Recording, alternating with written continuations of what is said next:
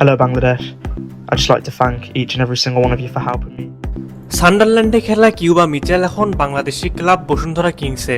হ্যাঁ, এমনই shocking news পেয়েছি আমরা যখন শুনলাম সান্ডারল্যান্ড থেকে বসুন্ধরা কিংসে এসেছেন তিনি।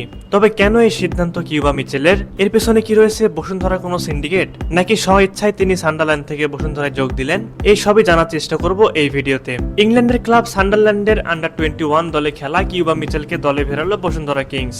এএফসি চ্যালেঞ্জ লিগের জন্য আজ ছিল নিবন্ধনের শেষ দিন, আর শেষ দিনে চমক দেখিয়ে কিউবা মিচেলকে নিবন্ধন করিয়েছে বাংলাদেশ প্রিমিয়ার লিগের 5 বারের চ্যাম্পিয়নরা। খবরটা প্রথম আলোকে নিশ্চিত করেছেন বসুন্ধরা কিংসের সভাপতি ইমরুল হাসান। 3 মৌসুমের জন্য মিচেলের সঙ্গে চুক্তি করেছে বসুন্ধরা কিংস।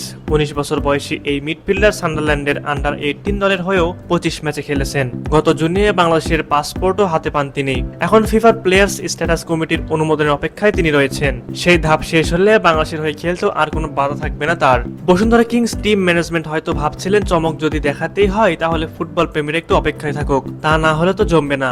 শেষ পর্যন্ত তাই ঘটলো। সান্ডারল্যান্ড থেকে কিউবা মিচেলকে উড়িয়ে নিয়ে আসলেন তারা।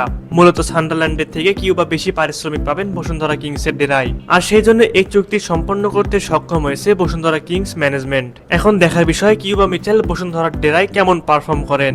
সুপ্রিয় ভিউয়ার্স, আপনাদের কাছে কি মনে হয় কিউবা মিচেল কি বসুন্ধরায় এসে ভুল করলেন? তার কি সান্ডারল্যান্ডে থাকা উচিত ছিল? অবশ্যই সে বিষয়ে আপনাদের মূল্যবান মতামত আমাদের কমেন্ট করে জানাতে ভুলবেন না।